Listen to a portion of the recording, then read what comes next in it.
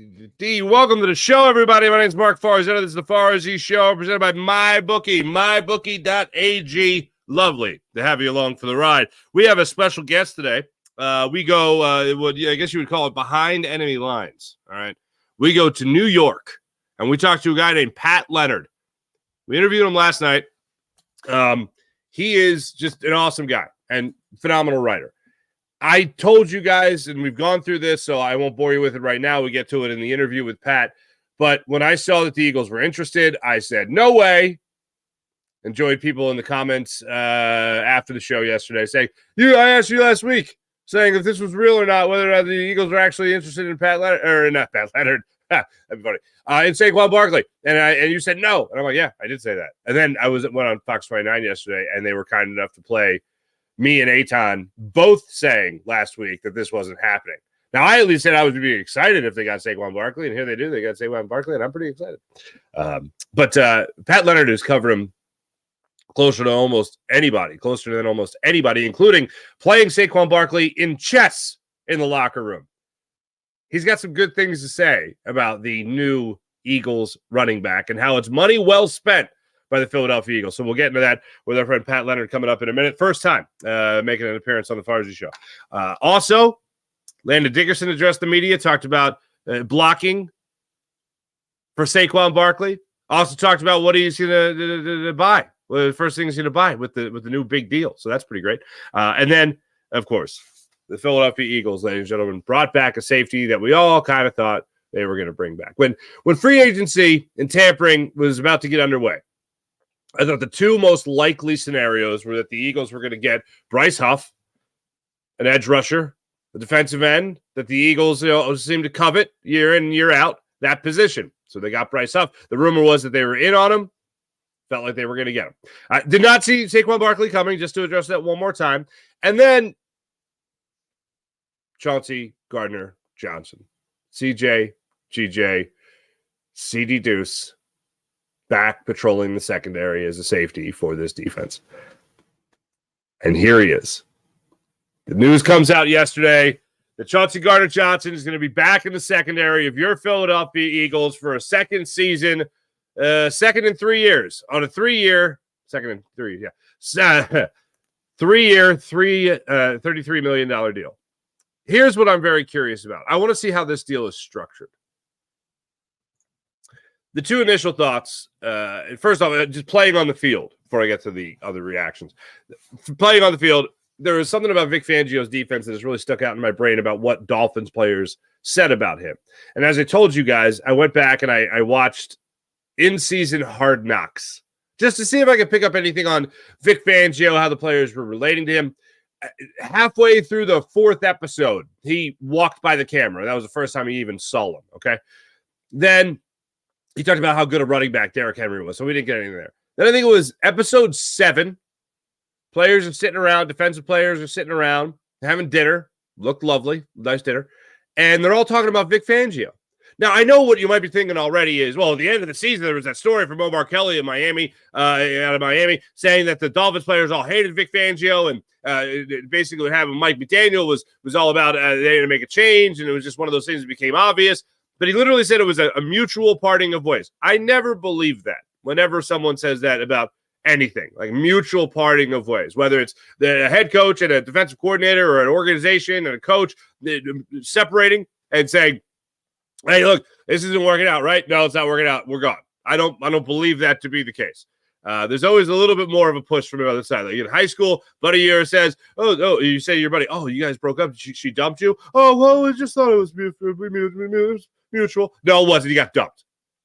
Anyway, this whole thing with Vic Fangio and the players not liking him, it could be true. And I'm sure in some cases it is true. It absolutely is true. But one of the things the players said at that little dinner they had was that Vic Fangio is the type of guy that once you understand his scheme and his system, there's a lot of freedom there. And I thought that was really interesting because players want to be able to have that freedom to make plays. They don't want to feel like they're staying in some kind of box. No, not literally in the game. But, put in some kind of corner and say, stay in this corner, do your job just here, and then that's it. They want to have a little bit of that freedom. I think Chauncey Gardner-Johnson is a guy that understands that level of freedom. I think he understands where the boundary is. Having played in a Fangio-esque scheme under Jonathan Gannon while he was here in Philadelphia, I know, cringe on that name for a lot of you guys. But one of the things I look at with Chauncey Gardner-Johnson is I think he just understands that freedom that comes with a Vic Fangio defense, especially if you're in the secondary, because what have we been hearing? The Vic Fangio style, you're going to have quarters, you're not going to have an aggressive pass rush, and you're not going to have someone that is going to want to give up the big play. That's what we've heard time and time again over the last 3 years here with the Eagles wanting to run a Vic Fangio-esque scheme. Well, now the real deal is here in Vic Fangio. And along with that comes a lot of those same principles because, they're his principles essentially. And on top of that, you're going to want to have guys in the secondary that are going to have that freedom and know what it means to have that freedom, know how to manipulate it in an easy enough way, in a successful enough way so the rest of the team has success as well. The one thing I'm still curious about overall is whether or not we're going to see a wide 9 scheme with Bryce Huff coming into Philadelphia. So we're going to want to see if Vic Fangio is going to be using that. If he has already, I don't know. So that's one thing on Chauncey Gardner-Johnson. This is just the player. The aggression, we know he likes to trash talk and all that. The two things that don't have to do with what's on the field. One is the contract. I want to see how it's structured because one of the reasons he did not sign with the Eagles after they did offer him a deal was there was next to no guaranteed money. It was a heavily backloaded contract where Chauncey Gardner-Johnson wasn't sure what the heck he was doing. He's like, so hold on a second, I get cut after the first year, essentially? No, thank you. So I want to see how the money is allotted throughout the deal. That's something I find very interesting about this. The other is that I can't remember a time ever where a guy played in Philadelphia, came, blatantly ripped the city of Philadelphia on his way out, and then a year later, or I'll even say just a short amount of time, came back. He even put out last night on social media, I do owe everyone an apology. Because he literally said the people of Philadelphia are obnoxious. I don't like that. If you remember last year, he's gaming, okay? He's videoing himself gaming, okay? And he says, someone says, hey, what didn't you like about Philly? And he was like, I didn't like the people. That's it. I didn't like the people. They were obnoxious. He doesn't like us. And you know what? It seems like people are just happy to have him back. Yes, they wanted other people. They wanted other safeties out of free agency. But Chauncey Gardner-Johnson's the guy that's here. Xavier McKinney was a guy that everyone was after, the Eagles included, didn't get him, and now Chauncey Gardner-Johnson's back here in Philadelphia. I can't remember a time where a guy so blatantly, obviously ripped the fan base. It wasn't like, if you read between the lines, he's ripping the fans. No, you're obnoxious. This is what he said. And he's even acknowledging it, coming back to Philadelphia, saying, I think I owe you guys an apology. I owe you guys an apology. I do owe you guys an apology. I just never seen that before. It's amazing. And here he is. Are you happy or are you sad that Chauncey Gardner-Johnson is going to be back as a safety for your Philadelphia Eagles this season? Are you holding a grudge? Or are you just happy that it's not, Justin Evans, Terrell Edmonds, any of those guys? What's your feeling? I'll tell you my feeling. I really want to see him address the question of, hey, what the hell was with that whole, fans are obnoxious in Philadelphia thing? That you don't like them. That's even the bigger thing. That you don't like them. The fact that you're obnoxious, anybody can be obnoxious. Yeah, whatever. But I don't like it. Well, why? What's wrong with it? Well, why? What's wrong with that? Were you just ill-tempered? Were you just upset about not getting re-signed by the Eagles? About, in your mind, in your agent's mind, not getting a deal that you felt was worthy of your play in the previous season, where you only played 12 games, had 6 interceptions, and oh, by the way, by the end of the season, you know what that meant? That meant you were still in a 4-way tie for most interceptions in the NFL. And the Eagles are like, we're going to sign you to a 3-year deal. You get $1 in year 1, and then we'll probably cut you after that. That's yeah. I don't blame him for not signing that. If the Eagles really wanted to sign him, then make him a more fair offer. they felt that what they offered, I guess, was fair, or how it was structured, you're left vulnerable. And that's one of the things that, for whatever reason, in the NFL, they don't go with guaranteed years. They go with guaranteed money. And I get that. But then they're pissed off about not getting the rest of that money. So something's got to be worked out. If you really want years, which, of course, the franchises and the organizations don't want to do that because football's a rough sport and you get injured at any moment and we don't know what we're getting for the rest of that deal if we're a team. But if you're a player, you want to make sure you get as much money as possible over the longest amount of time. Makes sense. But instead of having that guaranteed money evenly distributed, you'll get deals like a fully guaranteed $26 million like the Eagles just gave Saquon Barkley. Something that, for whatever reason, doesn't get addressed in the CBA. But that's just what seems to be a big problem with a lot of players throughout the league. Then don't take the guaranteed money. Say, okay, fine, just guarantee me these years at this money. No, they want that check for $26 million, and I can't blame them for that. It's just an odd thing that comes up in every contract. It's not just a Chauncey Gardner-Johnson thing. So he's back. I'm looking forward to seeing him patrol the secondary. As far as I feel about it, I don't like it. As far like in terms of, I need to hear him talk about why he said what he said. As far as the player, great, happy to have the player. The off the field stuff, explain yourself a little bit. Were you just pissed off at us? Were you just pissed off at the situation? Did you take your anger out on Howie, on us? The anger you had on Howie, and maybe even Jeffrey Lurie, did you take that out on us? Also, I think where we can all get on the same page is that Chauncey Gardner-Johnson was one of the few people after the fact that said Jonathan Gannon didn't know what the hell he was doing. So I guess we like him for that. Like, oh, he validated how we feel. This is great. This is great. I am interested to see. Very interested to see. Chauncey Gardner-Johnson on this defense again, with A.J. Brown becoming as volatile a player as he has become. Saquon Barkley thrown into the mix. No Jason Kelce, and Jalen Hurts trying to become more of a leader. This could be a very interesting season. I try to stay away from drama and all that stuff, but good Lord, this could be interesting. This could be interesting. Fortunately, I think the Eagles are going to be very good this upcoming season, so I don't think there's going to be a lot of need for that distraction off the field, so that'll be good. Landon Dickerson addressed the media yesterday after signing his new deal with the Eagles. Great to have Landon Dickerson here. Awesome dude. Hell of a player, obviously. One of the things I love about it, and I was on with Dan Sillier yesterday, he asked me this question. He asked me, what do I like about Landon Dickerson? What was my reaction to the deal? And it just hit me in that moment because it didn't even occur to me. But when Landon Dickerson was on this show 2 years ago, Landon Dickerson, and I asked him about the injuries. And I said, hey, look, Eagles taking you in the second round. There's a lot of people that say, this guy's had injury issues in the past. What is your reaction to that? What would you tell someone about that? And he goes, from my point of view, I look at it as if I got my injuries out of the way. Every player has injuries. I got mine out of the way in college, had the surgery, I'm back, and I'm ready to go. And now, okay, there's two ways to look at it. One, okay, that's wrong because that's not how it works. Not like every player gets like 3 injuries or whatever. It's like, okay, let me just get them when I'm 20 and I'll bounce back from them quick and then I'll rest my. It's not how it works, obviously. But here's where it's brilliant.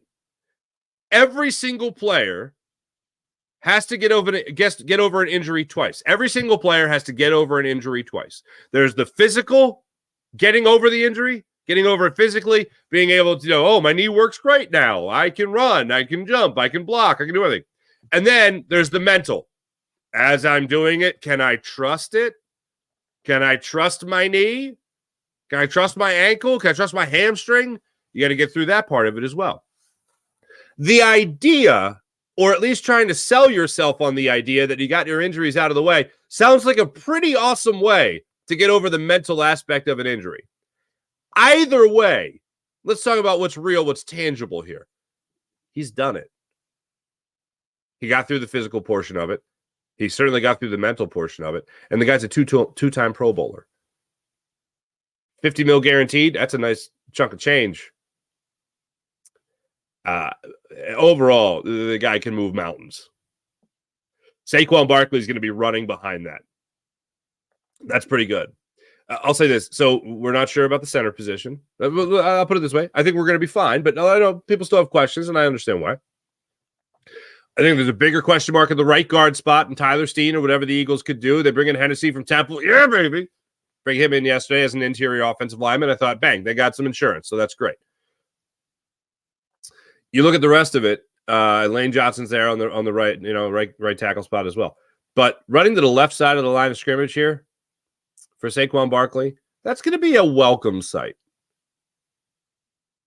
You get the ball from Jalen Hurts. You see Jordan Mailata, and you see Landon Dickerson right there. Yeah, I'll run behind those guys. I will absolutely run behind those guys if I'm Saquon Barkley. That's got to be a welcome sight. As far as blocking for Saquon Barkley, Landon Dickerson was asked about that yesterday. He had some good things to say. Obviously, extremely excited to add a talented guy like that to the roster. Again, I've said this, I think, for the past 3 years, but, every team has a 1-year expiration on it. And, bringing in a guy like Saquon, I think for us is, adding to the amount of talent that we have. And I'm really excited to see what he does. I never heard it put like that before. And if he said it before and I've missed it, I miss Scoozy. But every team has a 1-year expiration on it is a great way to say it. I mean, at the end of the year, usually it gets said after a playoff run or whatever. So the last time this group of guys will all be together, that kind of thing. I like the way Landon Dickerson put that. You have 1 year one and done. It's every single team. Every single team is one and done. There's 1 year and then there's changes made. It's never the same team coming back the next year. So if you're telling me you're one and done and Saquon Barkley is going to be part of it, you're feeling pretty damn good about it. One thing that Pat Leonard mentioned to me yesterday, and he'll get into it in the interview, that is really amazing is I didn't even think about it because the Eagles rarely used it. And Kellen Moore hasn't been one to really use it either. But if you have something that a quarterback has done well with, then you should do that thing, right? That the quarterback's good at doing. That thing's a read option. So let me just present to you this. Micah Parsons is coming around the corner. Somehow, magically, he beat Lane Johnson. What? There, behind the line of scrimmage, he finds Jalen Hurts with the football being extended into the gut of Saquon Barkley. You're at that mesh point where you don't know if Saquon's taking it or Jalen's taking it. What do you do? What do you do in that situation? Any defensive end, any edge rusher, any blitzing corner, whatever the case may be. That's I just pooped my pants. That's what that moment is. Think about that for a second. That's going to be a pretty scary moment if Kellen Moore decides to incorporate it. I would hope he would. If it's something that Jalen Hurts has done pretty damn well in the past, you might want to do it again. Just a thought. And yeah, I had that thought of them bringing back that read option. I went, read option with Saquon Barkley, Jalen Hurts as your quarterback. That's dangerous. That's a defensive killer right there. That's a defensive killer. And then finally, ladies and gentlemen, if you just signed, if you just got handed a check for $50 million, all right, what are you buying? One of my favorite stories ever, Joe Flacco signed that deal with the Baltimore Ravens. And he left the office after signing the deal and went to McDonald's to get a 20-piece chicken nuggets. Okay. Landon Dickerson trying to wrap his head around $50 million. Wrap your head around that, that level of money, I guess. And, what do you plan on doing with it, I guess? I mean, I have a financial advisor for a reason. I don't know. I may go get a new lawnmower. Kind of something I've been looking into. Riding? Yeah, zero turn. Zero turn. What is it? Amateur hour? I don't know. I know riding mowers are expensive, but for him, if you know it, he's a good old country boy. He's had his eye on that mower for a while, I'm sure. And if I get that contract, I'm going to reward myself with a new zero turn riding mower. You love to see it. You love to see it. You absolutely love to see it. Folks, let me tell you about the amazing people at MyBookie, mybookie.ag. You want to bet on all the action? Want to get in on the game? MyBookie is where it's at with MyBookie, mybookie.ag.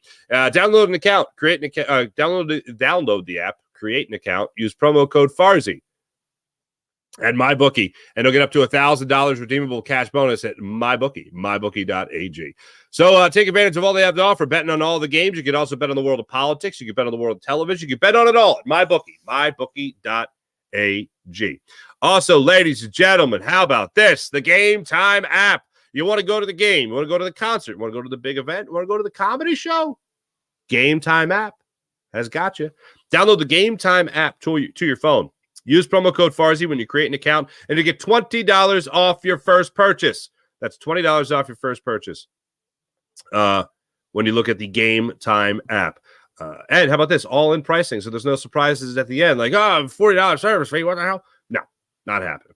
Also, if you get tickets, if you see tickets on another app or another site for less money in the same section, in same row, Game Time app gives you the Game Time guarantee and gets you back at 110% of the difference. How about that? So download the Game Time app, create an account, use promo code FARZI, and get $20 off your first purchase. Without further ado, ladies and gentlemen, let's get on the line here with our friend Pat Leonard of the New York Daily News, the man who broke the story of Saquon. At least being the Eagles, at least being interested in Saquon Barkley. Pat Leonard joins us, ladies and gentlemen. Pat Leonard, New York Daily News, does a phenomenal job. Make sure you guys are following Pat on all social media platforms, including Twitter, X, whatever you want to call it, at P Leonard NYD. And also make sure you guys are following on his podcast, Talking Ball, and his YouTube show as well, PL. On NFL. You guys can follow him on YouTube. Make sure you guys hit subscribe right there. Pat, just first and foremost, I got to give you full marks, man. Welcome to the show. Nice to see you. Thank you, Mark. Thank you.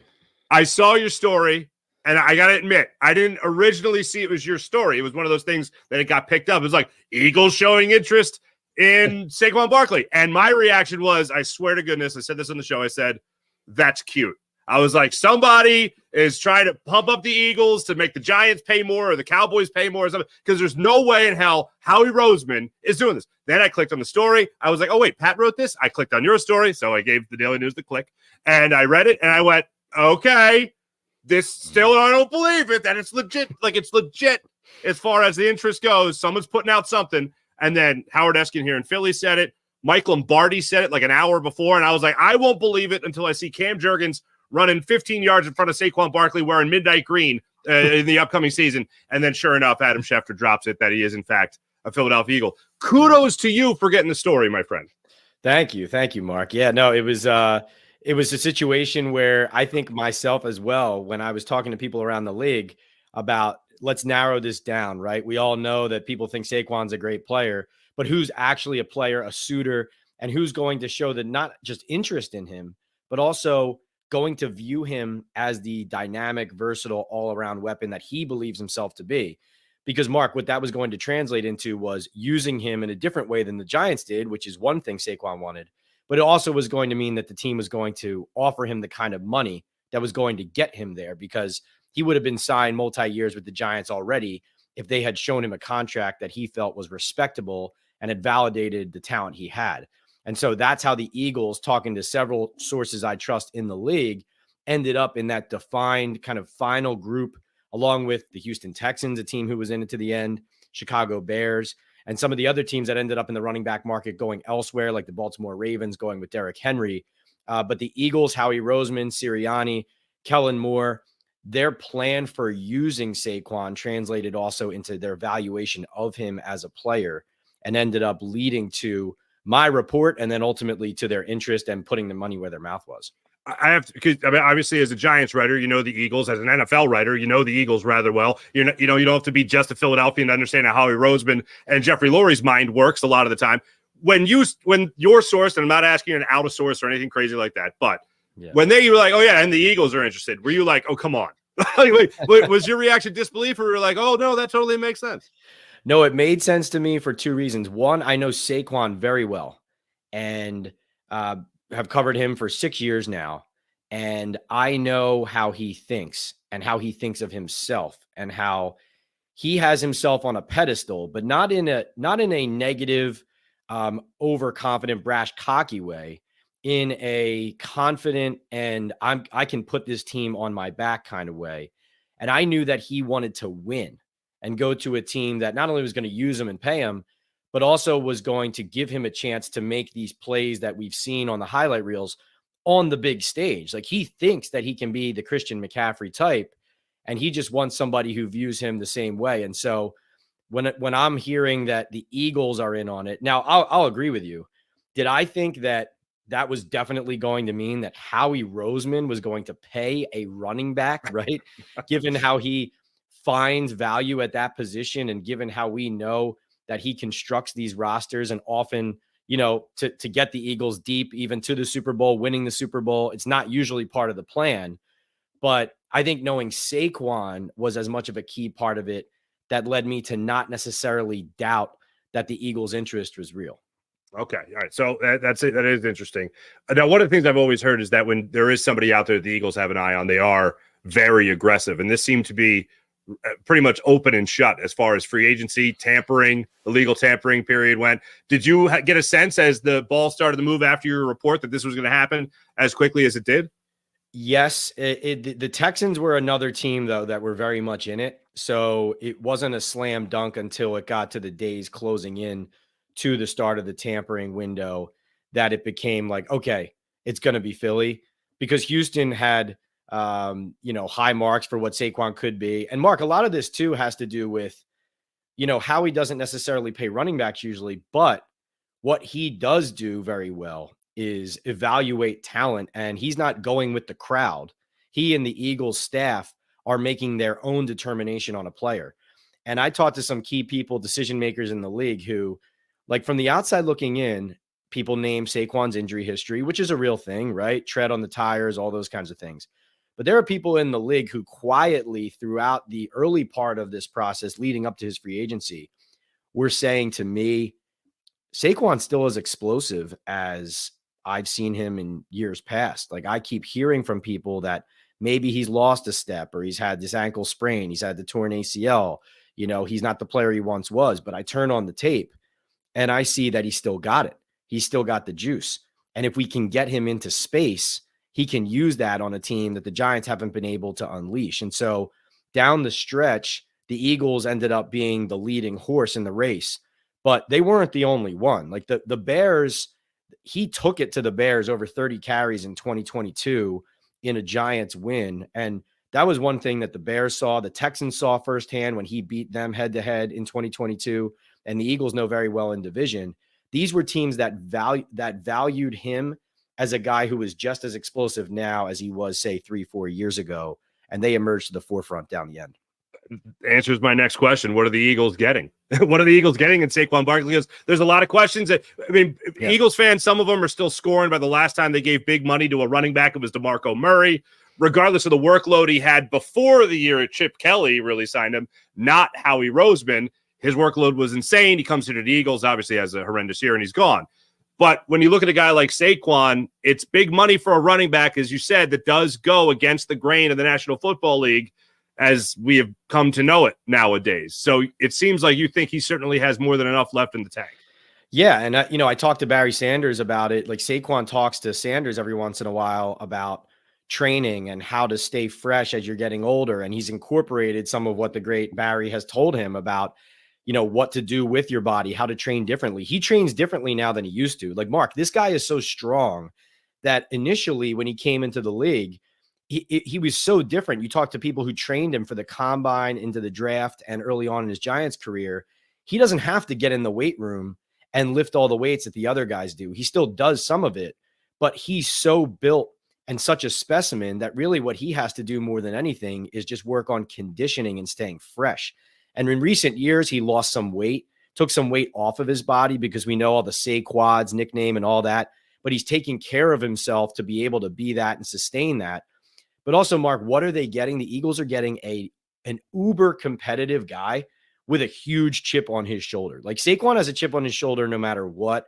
Like, I walked into the locker room this year. He's bragging about how good he is in chess. I challenge him to a game of chess. He says, let's go. We walk over to one of the couches in the middle of the room. And for 40 minutes, the entire locker room period, I could have been talking to someone else. We're playing a game of chess. He beat me, by the way. He beat me head to head. So he still got me. So I'm coming down to Philly at some point, walking in the locker room with a mini chessboard and challenging him again. But he's a maniac with this kind of stuff. And but that's how he is off the field, on the field. Right now he's been learning golf over the last several years, and he keeps getting better because he doesn't just pick something up to enjoy it. He picks it up to win. And so on the football field with the Eagles, people should understand this about Saquon with this decision. This is very much an indictment of the Giants' current direction and leadership. It's not motivated by vengeance. It's motivated by, it's basically home for him and a lot of the people he grew up with and around. So there is a personal attachment there, Penn State, all that. He got the money. He has the team that intends to unleash him, but he's out for blood. He's out to prove that, here I was in New York, and for 18 months, this new regime comes in and either, kind of was subtly, essentially putting a cap and a limit on what he was and what his earning power was. And how did they do that? They took him off the field a lot on third downs. And, part of that is he's not a great pass protector, but he's a good receiver and a weapon. And so the conversation of, is he a running back? Should you pay a running back? The Eagles aren't viewing this as we're giving money to a running back. They're viewing it as we're giving it to a weapon. And you asked me earlier, was I surprised when I first heard the Eagles were in on this? And another point I wanted to mention about that came full circle to me is, and I know you've talked about this in Philadelphia plenty already, Jalen Hurts needs help getting back on track right now. And Barkley is the kind of player who can help him in both phases. He helps him in the run game, right? Whether it's the read option, so you don't know which one's coming. He's a player that when teams play the Giants, who don't have really any other weapons, they have to key on him. In Philadelphia, you can't do that now with Jalen able to run, him able to throw to A.J. Brown, Devontae Smith. There's too many guys to focus on. And so bringing it full circle, I think the element of people not being able to key on him every play, every down, and then the idea that the Eagles, yes, a lot of heat on Sirianni right now and the staff and how they manage things. But let's be honest, Jalen Hurts, how he leads this team, how he plays, how he runs the offense, that's the thing they need to get back on track. And Saquon knows that, and he believes that they can go back to a Super Bowl, and that's why he's there. I asked this question in no way, shape, or form for it to be something I'm rooting for, but it's something that has to be addressed because A.J. Brown has been seen on the sidelines having little temper tantrums. I don't label him a diva. A lot of other people do. I think the guy just wants to win, and I think he'll call out anybody who's not giving it their all, and he'll hold people accountable. And I think in Philadelphia, New York, Boston, those are cities that really want people to be held accountable. So let's just fast forward to this hopefully scenario that never happens. There's one football for Dallas Goedert, Saquon Barkley, Devontae Smith, A.J. Brown, and the guy that is throwing that around or handing it off or putting in the gut of Saquon Barkley in a read option is Jalen Hurts.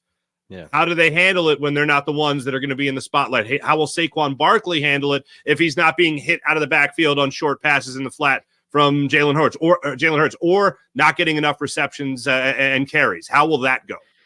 If they're winning, I think it'll go great. Saquon wants to win above all, I promise you. And frankly, Mark, if the season starts with Saquon seeing closer to 15 touches a game than 23, I think that's better for everybody, him, the Eagles, et cetera, because it means they're spreading the ball around, but also it means they're keeping him fresh for down the stretch because he is 27 years old and you're going to want him churning on all cylinders in December and January and hopefully into February if the Eagles are back where they want to be.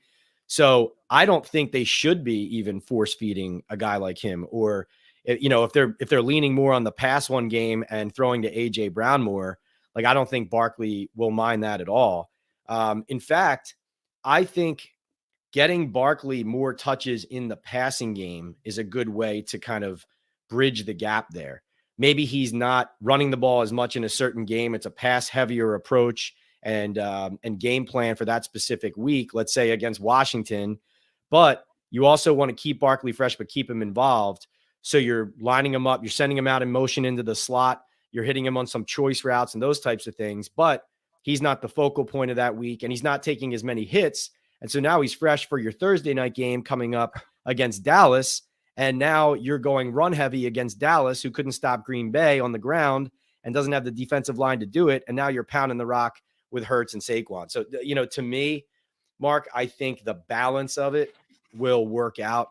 And, listen, you're closer to A.J. Brown in that situation than I am, but I think Brown is more passionate than a distraction.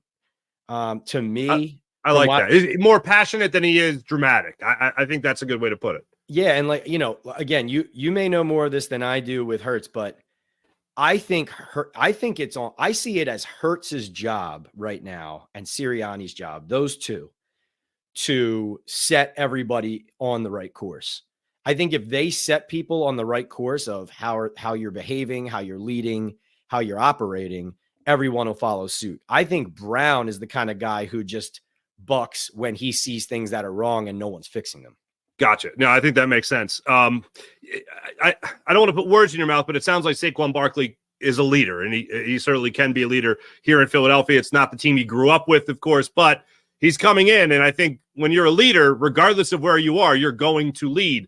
One of the things that Jalen Hurts has been criticized for is he's not vocal enough as a leader. He leaves that or defers to A.J. Brown for something like that, or even the coaching staff or some of the other veterans on the team, with Lane Johnson and Brandon Graham still being here in Philadelphia. Mm-hmm. First off, is Saquon a leader? And what type of leader is he? Follow me, or is he more of a guy that can, address the locker room?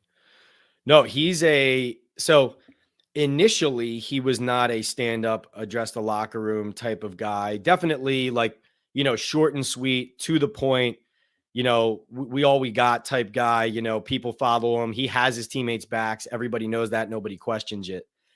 One interesting thing that happened this year, I believe it was the Jets game right before the trade deadline. I'm pretty sure so they lost the game, but it was the game where Tyrod Taylor gets hurt. Tommy DeVito comes in. It's pouring rain. Brian Daboll knows, essentially can't throw the ball for various reasons. And so the Jets know that the Giants are running the ball every play and they can't do anything else. And Barkley basically, not only did he put the team on his back with how he played, but at halftime of the game, he got up and he gave a pretty fiery speech to the guys and to the locker room and said, this is on me. I'm taking us there. Let's go. And he was doing some of that in the middle of the season because the Giants started poorly. I think it was 1-5 and 2-8, I think was the start. And he was getting up in the middle in the locker room and telling the guys, put it on my back. It's on me. He was a captain of the team. And in that game, the coaching staff essentially mismanaged and lost that game. But you want to see a game where a guy puts a team on his back and also does it by example, but also uses his words to motivate the team. That to me was an interesting moment for Barkley because it was him kind of coming into his own in that leadership role. So he will do that. Another thing I wanted to say too, Mark, is I actually think it's really good for Saquon's growth as a player in person to get out of New York, because he was doing a really good job of being diplomatic at managing a lot of his frustrations here while leading the team. But now those shackles are off, right? You saw this Tiki Barber spat with Saquon. Oh my God. That was really instructive to, first of all, wasn't it interesting how quickly Saquon shot back at that? Yeah. I do want to ask you about that, but yeah, go ahead. So that was really instructive. I think Philadelphia fans should know of Saquon's feelings towards how this was coming to an end here and really why it's good for him to be somewhere else, because he didn't like this idea that he could start to feel when it came contract time, and he started to see the people who would always praise him start to say, well, he wasn't worth that much. And Tiki Barber, the reason he had a problem with Tiki is when he first came into the league, there were a couple games in his rookie year, I believe, where he was a pretty big liability as a pass blocker. And it was very real. Tiki was not wrong, but Tiki came out and pointed it out and was very harshly critical of Saquon needing to step up and learn this and essentially stick his nose in there and block.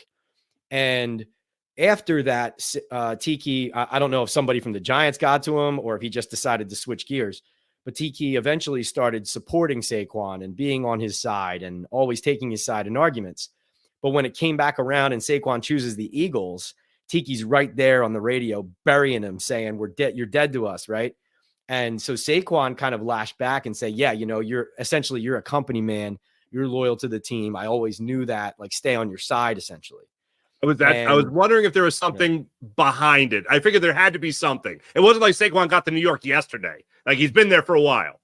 Exactly. And so the reason I say it's good for Saquon personally is how do I put this? Sometimes these guys come into the league, especially if you're a number 1, number 2 overall pick and you're in a huge market and you're this star with a big brand. You got everybody around you telling you you're great. And, and then you start to realize that not everybody around you is your friend. And Saquon has come into his own and matured in understanding I have to take control. I have to grab, my career by the collar and take it where I want to go. And so the Eagles are going to get a more mature, different version of him than was in New York. Not only more motivated, but a guy who he's going to be himself now, not, try to be the face of the Giants franchise. Now he can just go to an established winning organization and be himself. And, I think that's going to manifest itself in a lot of positive ways. One or two more things for you here. The offensive line of the New York Giants obviously has been struggling over the last few seasons, to say the absolute least, right? He's going behind an offensive line that now in Philadelphia is in a little bit of a transition here, going away from a Hall of Fame caliber center, a Hall of Fame center, and Jason Kelsey. They're going to be putting in a guy who's never started in the NFL at the center position, in Cam Jurgens. They're going to have a different right guard, and 3 other guys in the offensive line are very well established here. What do you think is the ceiling? His rookie year was incredible, Saquon Barkley. Can he get close to those rookie year numbers running behind this offensive line with, of course, the caveat, if he stays healthy? I definitely think he can. I think his catches number is the one to watch. Like, all you fantasy PPR fans and, even if you're just an Eagles fan or an NFL fan, I mean, he had 91 catches as a rookie, from Eli Manning there. And I don't know if he's going to reach that number, but, that number is going to rise, I think, higher than you've seen in New York in any year since his 2018 rookie year. One thing to watch for Saquon too, and the reason I think he can get back to those numbers and that level, Mark, one of the things he's struggled with at times as a runner in New York is, receiving the handoff and maybe stutter stepping in the backfield. Part of the reason, though, he was doing that is he started to, now I'm not putting words in his mouth. I'm just saying, watching how he was running. First, he was coming off of an injury, had to get back to himself. But over the years, you mentioned it, the Giants offensive line, there was not enough confidence instilled in Barkley that he was going to take the ball and the hole was going to be there. Too many times he would take the handoff and have to make a guy miss 3 yards behind the line of scrimmage.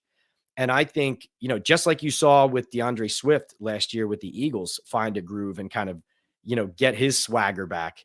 I think you're going to see some plays where Saquon is going to look scary, explosive, just because he's going to take a handoff and the Red Sea is going to part. And if he's in space, he's a killer. Like, he has dropped some passes, right? He's, everybody does. There are times where, he doesn't take it to the house, even if he does burst through the hole. But I'm just saying, this is a player in space. You get him there and he'll take you where you want to go. And the final thing I would say is, I see people joking online about Saquon being disappointed when they get to the 1 yard line and Hurts, does the tush push instead of handing it to him, right? Yeah. I think that cracks me up. I could see him, kind of smirking when that happens. But one thing in New York, and you've seen this in these Eagles Giants games too, Daniel Jones, like, he can move the ball sometimes between the 20s. One thing he doesn't do well is put the ball in the end zone. And one thing Saquon has been excellent at, even when he hasn't had big yardage games, when they get in the red zone, he puts it in. And so, it's another finishing piece for the Eagles in the red zone. And obviously they hope for their team. I'm not going to say it didn't cross my mind of like, hey, Saquon, here's $26 million fully guaranteed. Now here's how you grab Jalen Hurts' ass. Okay, now just follow what we do here. Like it did cross my mind once or twice. Ladies and gentlemen, this man's name is Pat Leonard. If you're not following it on social media platforms, then what the hell are you doing? If Daily News there for the New York Daily News, make sure you follow him there. Make sure you're following him on YouTube as well. PL on NFL. Subscribe to his YouTube channel. Pat, also, and your podcast, it's right up there as well. Talking Ball with Pat Leonard. Just on behalf of Philadelphians everywhere, Pat, I don't know if you're friends with the photographers at the Daily News, New York Daily News. I don't know if you're buddies. I don't know if you're boys. I don't know if you're best friends. I don't know the deal. But this is beautiful. This is one of the most beautiful things. Okay, I have been in Rome. I have seen the Pietà, by Michelangelo. I've looked at the Sistine Chapel ceiling. I don't want to give it a hot take, but this is up there, okay? This is up there. I've seen the David live and in person. This is up there. Gonna fly now. Back page of the Daily News. Or I don't even know. Is this the front page of the Daily News? That's the back page. That's the back page. So whatever. Even better. Gonna fly now. That is a thing of beauty. Just applause to them. I'll pass it along. I had the same reaction. I didn't know when I woke up this morning that was our back page. I saw it pop up online and I thought, oh my God. I almost when I posted on Instagram, I almost called it an unforgettable back page. I deleted the word, but now I'm talking to you and I'm looking at it again. I'm thinking it is, right? That's an iconic back page for so many reasons. I can't wait for it to not be a Photoshop, except he'd be wearing an Eagles jersey in this case, not a, you know what I'm saying? Anyway, Pat Leonard, hey man, great having you on. Great catching up with you. Make sure you guys are following him again on social media, especially on X, on Twitter, at P Leonard NYDN. Make sure you're following him there as well. Pat, thanks so much, brother. Appreciate you. You got it, Mark. Thanks for having me on, man. Pat Leonard, ladies and gentlemen. Awesome. We'll have to have him on again when the Eagles play the Giants. Jordan Raanan of ESPN introduced us some years ago. Actually, pretty cool experience. Giants playing the Broncos out in Denver, and I've known Jordan for a while. He's like, hey, we're all going to be out if you want to come out. I was like, yeah, man, let's go. So I ended up having drinks with a bunch of the New York guys, and just awesome guys. Really nice guy. I know you don't want to hear that. You want to hear that they're scumbags. No. Good dudes. So I was glad I could finally get them on the show. But just drink this in one more time, ladies and gentlemen. For the people on the podcast, you're going to want to search out the back page of the New York Daily News. Is this not amazing? Allentown, Pennsylvania product. Penn State product. Yeah, he played for the Giants. And now with your Philadelphia Eagles. It's like him walking up the steps of the art museum, into the art museum. It's like coming home. It's like coming home with the Eagles banner flung across the art museum steps. I love that in New York, they know what that means to us. And I picture this as like a nightmare for New York Giants fans, where a generational talent like Saquon Barkley is leaving that team for a Philadelphia team, for the Philadelphia Eagles. This has to be their hell. Him walking into the art museum. It's a beautiful thing. Couple more things on your Philadelphia Eagles, because I think we just covered it all. One thing that really stuck out to me, just real quick on Pat Leonard, when he said, out for blood. Saquon Barkley is out for blood this season. $26 million, fully guaranteed. That's motivation, baby. That's motivation. Before I go any further on this, though, Saquon Barkley, Bryce Huff, Chauncey Gardner-Johnson. Oh, by the way, one more thing on Chauncey Gardner-Johnson. Our team at Jacob put this together here. Can I get this down? Yeah, there we go. This is a little Instagram post that was put up by Jacob Media. Chauncey Gardner-Johnson in the background there, and in the foreground, Chauncey Gardner-Johnson's tweet. I do owe the fans of Philly an apology. Regardless, this is an amazing place, and we had some memories together. Let's go get us one. Hashtag Fly Eagles Fly. On the details for the deal for Chauncey Gardner-Johnson. Now, what's mostly being reported is 3 years, $33 million. I've also seen 3 years, $27 million with, and this is the only advanced detail that I've seen, $10 million guaranteed. $10 million guaranteed. Last year, he took a 1 year, $8 million deal from the Detroit Lions. Now he is taking what is on paper a 3-year, $27 million deal up to a $33 million deal. $10 million guaranteed, can earn more with incentives. So that's probably how it gets up to the $33 million. But I always love the initial announcement of the deal, what it is, and then, but it's actually, in other words, the team has the out after year 2 or 3. Like, for instance, the Eagles had an out with Carson Wentz. The Eagles have an out with Jalen Hurts essentially after 3 years of his deal. So I know everyone likes saying $250 million. Oh, no. It's about $110 million guaranteed over 3 years. That's really what it is. And now 1 year is already done. Moving on. So $10 million guaranteed for Chauncey Gardner-Johnson. That's a $2 million bump from what he got last year, essentially, from the Detroit Lions. Zach Bond, we haven't even mentioned, linebacker out of New Orleans. Mostly a special teamer. He started 14 games in a 4-year career. Not a lot to brag about there. He's not the answer. For anyone saying, oh, this is great, but you still need another safety, you still need another corner, you need a linebacker, blah, blah, blah. Not happening. This is I think they're going to do better than Zach Braun, but I don't think it's going to be Vaughn. I don't think it's going to be anything crazy. They're not bringing in like some kind of, this guy's great. Like, we're not going to be very excited about who they bring in. I will say it again. Most people, whoever they bring in at linebacker, they're going to have to Google them. That person will get Googled. And then I did mention Matt Hennessy earlier, Temple University, coming to the Philadelphia Eagles, just 26 years old. Interior offensive lineman, can play guard, can play center. So the Eagles have an insurance policy as far as that goes. Before I get into the chat check, I do want to say this. Watching the Sixers last night, flipping over to the Flyers a little bit. Flyers got a win. Great to see that. The Sixers last night got spanked by New York. Now, this is less than a week after they got spanked by the Pelicans. They at least came back in that game a little bit at the end. And garbage time, granted, but at least they tried. This game here against the New York Knicks, the New York Knicks came out firing. They were not going to lose to this team again. And Tyrese Maxey came back, played his first game in 4 after returning from concussion-like symptoms, a concussion. And he looked every bit of a guy. He still had 17 points, but he looked, especially in the first half, he looked every bit of a guy that was trying to come back from concussion symptoms. He did not look great. There was just something off. There was just something off about his game. It could be missing a couple. It could be the concussion. Whatever it was, he looked off. Hopefully that is a very short-lived thing there for Tyrese Maxey and he gets back into the swing of things.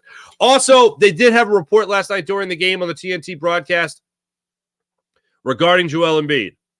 It wasn't much, but it wasn't as optimistic. Like, there hasn't been that step forward. The last we heard on Joel Embiid, he was lifting the same amount of weight that he had been lifting previous to the injury, and he had taken part in some basketball drills, non-contact basketball drills. He's been shooting around a little bit. Basically, that's what that means. Last night's report was the Sixers are still hopeful, but they don't know. There was no, he took part in the scrimmage. There was nothing like that. He went up against a trainer even. There was nothing like that. It was the Sixers are still hopeful that Joel Embiid will be able to play during the regular season. They just don't know. They're hopeful, but they just don't know. What's the old quote? Hope isn't a strategy. All right. The fact that there was no advancement in anything, there was no advancing of the story. You were just talking about Joel Embiid again. That's a little worrisome. He's going to have to come back in the regular season. He's going to have to play some games before the playoffs. They might get a couple of bonus games. Thanks, play-in tournament. Keep playing like the way they did last night. They're going to be in that play-in tournament. Maybe that helps Joel Embiid get a couple more games under his belt. That's the BS silver lining to it, but whatever. But so anyway, bottom line is last night, no advancement of the story. They just talked about Joel Embiid again. And the fact that there was no uptick in what he's been doing, that is a little concerning. But the Sixers are hopeful. And so am I. There you go. Let's get to the chat check and see how you wonderful people are doing on this fine morning. Let's see what we got going on here. Gonna go all the way to the top. Wow, comments flying in. Wait, hold on. What? I just saw a really random comment. All right, whatever. David Lippman, what's going on, man? First, thank you, David. Love the podcast. It's very nice, David. I appreciate it. To the people on the podcast, thank you. I love you too. There we go. Let me try your last name here. La Prade? La Prade. I really hope it's La Prade, David. But thank you. You're very kind. Sean Gillespie, what's going on? Good morning to you. Mike Fujitamas, what's going on? Nice to see you, Fuji. Love it. There you go. 15 days for Phillies opener. How about Mick Abel? See Mick Abel at spring training the other day? Throw Juan Soto that fastball up and away.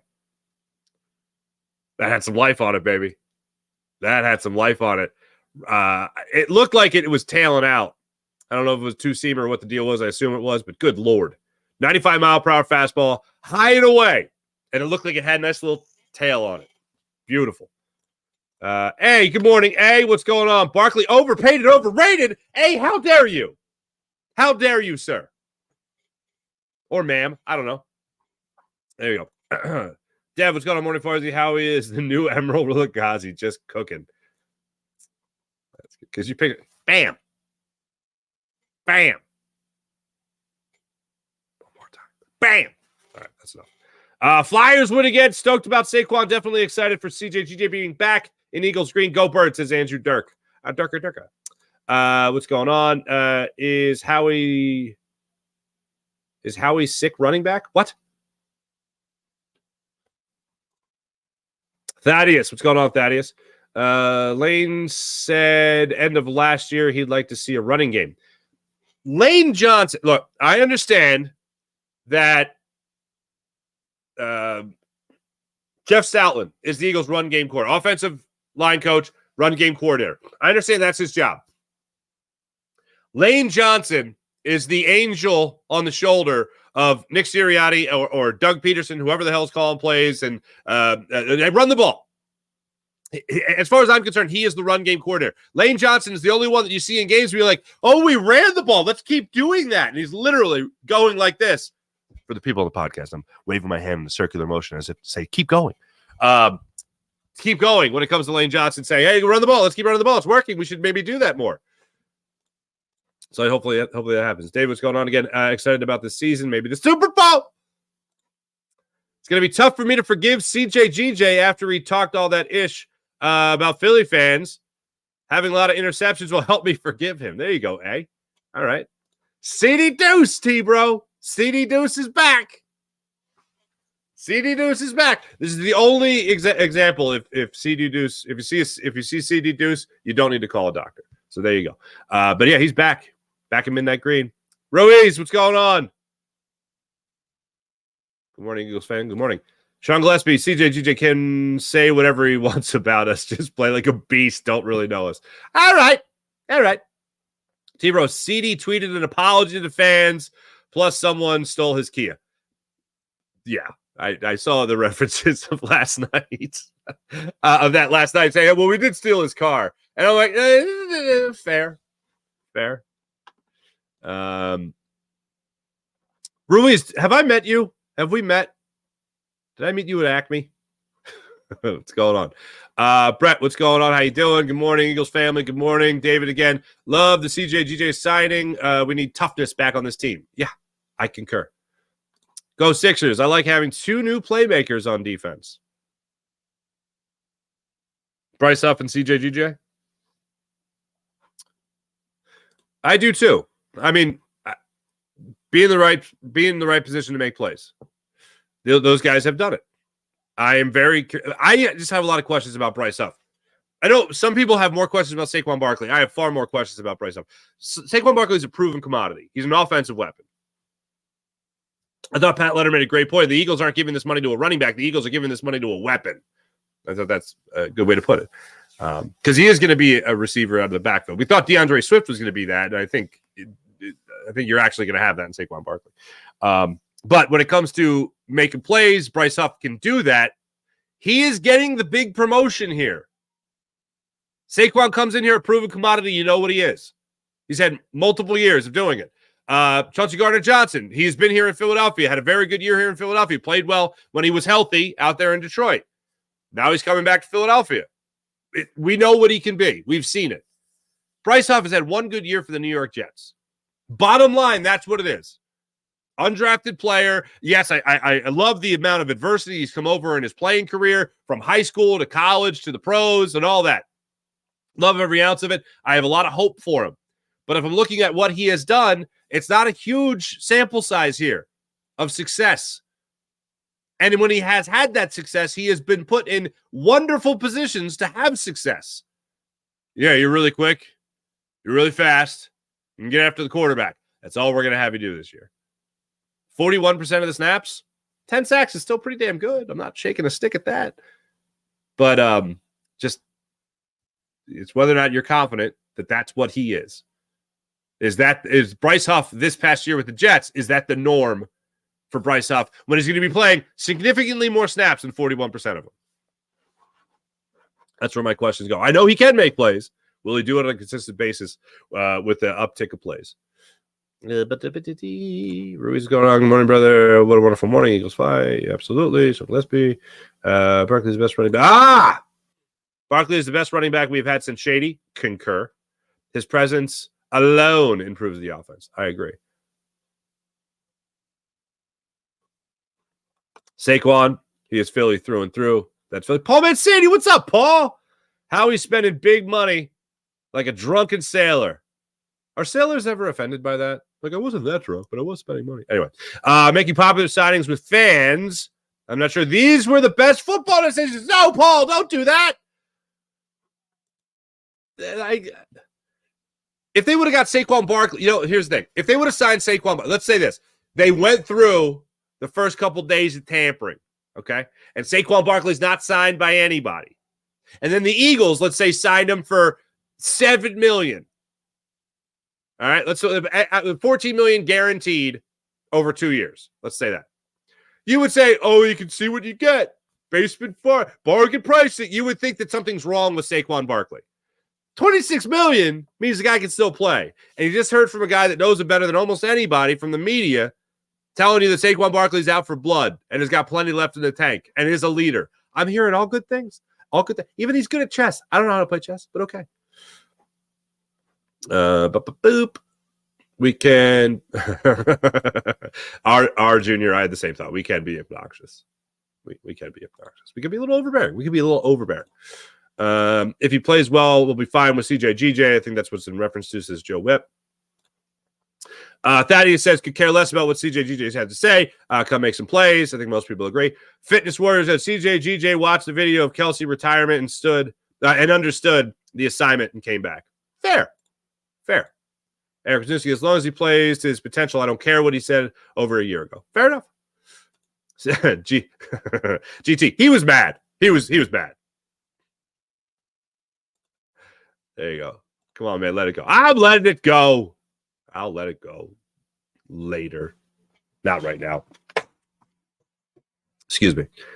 Farzy, Pat Leonard is a huge Eagles fan, despises the Giants. I don't want to put it out there like that. Two family fight that. That's cool. All right. CJGJ, there you go. April. Good morning, April. Nice to see you. Dolphins fans are definitely different than Philly fans. We wear and speak football passion. Why are we targeting the Dolphins? Need cornerbacks. I'm really thinking that you're going to have in this draft, I think you're definitely taking another corner. But as of right now, I believe you're starting cornerbacks. So Blankenship, CeeDee Deuce, Darius Slay, Keely Ringo. That's where we're at right now. See what the draft does. A lot of offseason left. But if I'm saying that's the depth chart right now, in the way too early depth chart, yeah, that's what I'd go with. Chop Robinson, I see more and more people getting enthused with. I don't know if it's Penn State. I don't know what. Maybe it was his great combine. But I'd be all about it. I'd love to see him in here. Especially if you end up moving on from both Josh Sweat and Hassan Reddick. Now, it's looking more and more like Hassan Reddick will stay here in Philadelphia and Josh Sweat will be elsewhere. He even, you probably saw it by now, the post he put up there about, it's been real Philly. I'll miss y'all, whatever it was. Yeah. Robert Ross, what's going on? Go Birds. Robert Ross. Yo.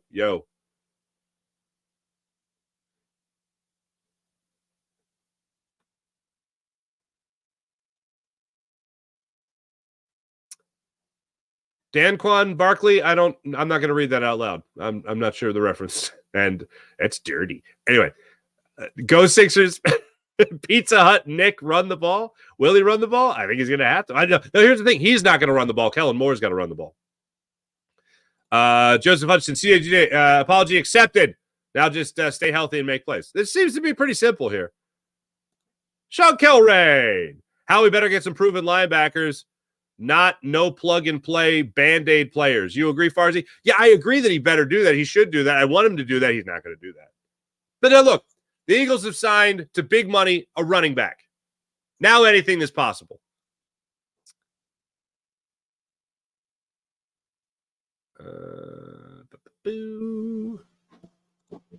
Babs, what's up? How's Barkley going to feel when Hurts takes all the carries inside the 10 for touchdowns? I'm not going to like that. Dev, thank you. This is the money for Saquon. Essentially a 2-year deal. Yeah. Barkley, yeah, thank you. Appreciate it. Eric Wisniewski, 0-turn lawnmowers are expensive. Turns like a tank on a dime. Best cuts. I've never been on a 0-turn lawnmower. I have seen them. I know I see them at like Lowe's and Home Depot, and I look at them and I'm like, if I had enough land. But being that I don't really work out like I used to, I am now officially in the dad stage of like, I'll just mow the lawn and a walking mower and a push mower, and that'll be my workout. That's great. It wasn't great last year when like Canada was on fire, and I was walking around and I was just like, how can I breathe? How can I breathe? But yeah, I saw that they can go for like 2,000. From like 2,000 to, I'd say like 7,000. I've seen them. The John Deere sit-down mower is chump change for Landon Dickerson, says Sean Kilrain. Yeah. Those are the ones that are the lower end, the money-wise. Money-wise. Chump change. That's great. The one I saw at least was like 2,300. Oh, Joseph Hutchinson, don't like this. I wish Farzy McKellen here to try to improve the 2023 Jalen Hurts with less turnovers. The 2022 RPO Hurts is gone. I hope not. A man can dream. A man can dream. Kellen Moore already said on record. What? He wants to improve 2020. Okay. Hey, I thought this was. Oh, hey, no, I'm actually glad you mentioned this. I thought this was a live show. I've seen this interview last night. One of the things I'm trying to do a little bit more often, especially in big news weeks or news stories, is because I do my show on the YouTube channel for both my Farzy Show YouTube channel and Jacob Media YouTube channel. I'm simulcasted on Jacob Media. If I have an interview, just so I have some fresh content on the Farzy Show as well, I try to get the interview out the night before. And I'll ask the guests. I was like, "Hey, do you mind if we go live?" No, they don't care usually. I've never had anyone say no. Yeah, just so it's out there and we're already on it. And I can use it in the morning as well.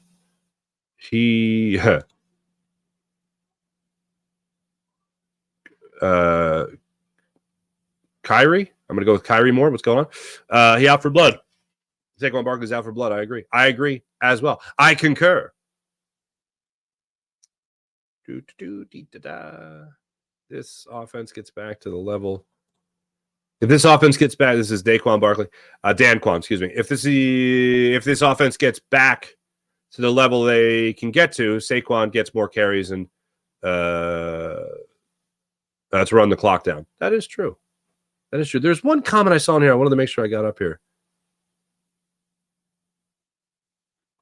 Danquan, I'm kind of in this with you as well. He is an elite player. I don't care what anybody says either. Damn it, there was one more. Okay, ridiculous. Here it is. You had a good. I saw it during the interview, and I want to make sure I got it in. Swift, Smitty, and AJ all at over 1,000 yards in the respective areas. Absolutely. Same with Miles Sanders. Come on, Farzy. We've already done this. Dance. Everybody eats. Everybody does eat. Miles Sanders wasn't getting $26 million. Like the money does change this. So I'm very curious, very, very curious. I don't think it's going to happen, and I'm certainly not rooting for it. But I think everyone's going to eat. I understand there's only one ball to go around, but I think everyone's going to eat. If Saquon's out here out for blood and very competitive, and then you have another guy like A.J. Brown who is also out for blood and is also very competitive, and you have Jalen Hurts thrown in the mix of that, and Jalen Hurts is already best friends with A.J. Brown, like there's the makings here for drama if the Eagles, for whatever reason, can't put it together. There's the makings here. However, I'm not rooting for that. I don't want that to happen. It's just something I'm trying to analyze every aspect of it. That is something that's in the back of my mind. Yes, everyone, there's a lot of ball to go around here in Philadelphia. You run enough plays, there's a lot of ball to go around. And yes, you could get a guy like Saquon Barkley to get that time at the end of the game. Here's the other thing, though. I don't want him to get that time at the end of the game, in all honesty. I know it could happen. But do you really want Saquon Barkley being the milk the clock guy? I kind of want to save those touches for when you kind of need them. Oh,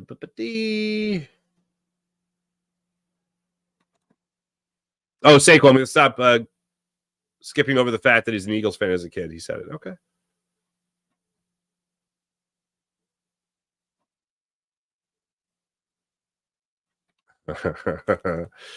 Yeah. Fight vote versus Debo. All right. Frank Smith, we need to get a linebacker today. Devin White is the only big name left.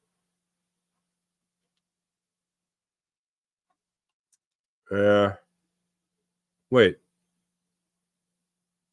I think that one Dolphins live, Van Ginkel's gone, if that's who you're talking about. Abel has had a good spring. There we are. Some baseball chatter. Thank you, Slagger. Appreciate it.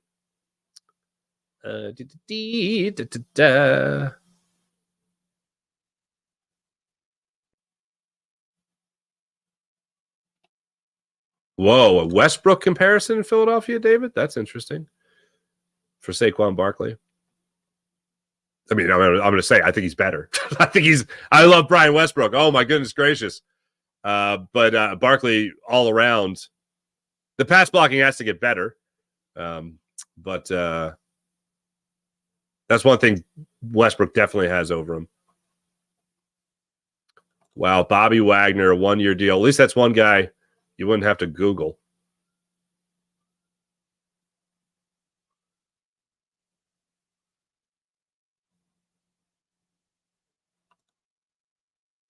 Lopez 25.5 fully guaranteed for Saquon. Yeah.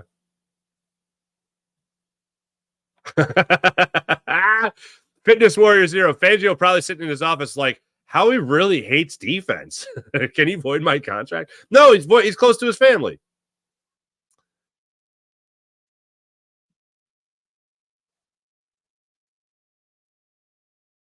All right, now I'm lost in some of the things in the chat.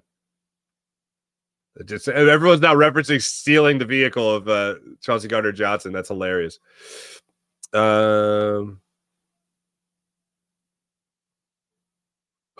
Eric Wisniewski, I drove a $5,000 zero-turn built with a built-in beer holder. Was great. That'd be great if it only held beer. If you put a soda in there, just shot it right out. Or like a trap door opened under the cup holder and it went under the lawnmower and it just said, sliced up your soda. Like you're man, you drink a beer while you're mowing the lawn. I will say, man, on a hot summer day, you get done mowing that lawn. I'm not a big beer drinker. I prefer the spirits. But yeah, whiskey in particular, bourbon more particular. But a nice cold beer after mowing the lawn. Oh, Maron. That's amazing. Barkley's way better. All right. Some people are just getting nasty now, people. Thanks to everybody in the chat. You guys are wonderful. Not towards me, but it doesn't matter. Thanks, everybody. Appreciate you guys. You guys are wonderful as per usual in the chat. You guys are awesome. 2 more sponsors I have to mention. Our friends at Sky Motorcars. Check out skymotorcars.com and Brett's amazing inventory at skymotorcars.com. Also, ladies and gentlemen, let's not forget about our friends at PHL Sports Nation, Philadelphia Sports Nation, enhancing your Philadelphia sports fan experience across all social media and blogs. That's phlsportsnation.com. Ladies and gentlemen, that's the show. Coming up in about a half hour. Birds 365 coming up on the Jacob Media YouTube channel as well. Make sure you guys smash the like button on Jacob Media as well as the Farzi Show. Make sure you subscribe to Jacob Media. Make sure you subscribe to the Farzi Show as well. Podcast will be up momentarily. Thanks everyone for watching. Much appreciated. My thanks to Pat Leonard for joining us from the New York Daily News. Here it is one more time. Just look at that back page. Oh, so damn beautiful. Have a great rest of your day, everybody. My name is Mark Farzetta. This is the Farzi Show presented by MyBookie, mybookie.ag. Let's see what the Birds do today. Have a good one, everybody. See you.